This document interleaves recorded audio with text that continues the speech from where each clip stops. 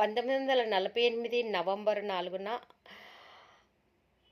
Doctor Bhimrao Ramji Ambedkar భారత రాజ్యాంగ ముసాయిదా డ్రాఫ్టింగ్ కమిటీ అధ్యక్షులు తుది ముసాయిదాను అధికారికంగా రాజ్యాంగ సభలో ప్రవేశపెట్టి రాజ్యాంగ సభలో పాల్గొన్న ప్రతి ఒక్కరికి ఈ పత్రిని అందజేయడం జరిగింది. తదనంతరం అంబేద్కర్ ముసాయిదా గురించి స్థూలంగా ప్రసంగించారు. దీంట్లో ఏంటంటే అప్పటి వరకు ఎదురైన వాద వివాదాలు, దాని తర్వాత ప్రజల నుంచి వచ్చిన అభ్యర్థనలు, తిరస్కరించిన పలు అంశాల గురించి ఆయన ప్రసంగించారు. దీన్నే రాజ్యాంగ ప్రథమ పఠనం అంటారు. అనంతరం రాజ్యాంగ సభ సభ్యులు మరియు మిగతా అధ్యక్షులు సూచనల మేరకు వాళ్ళు అందించిన పలు సలహాలను, సూచనలు కూడా మరొకసారి రాజ్యాంగంలో చేరుస్తూ దానిని సవరించడం జరిగింది.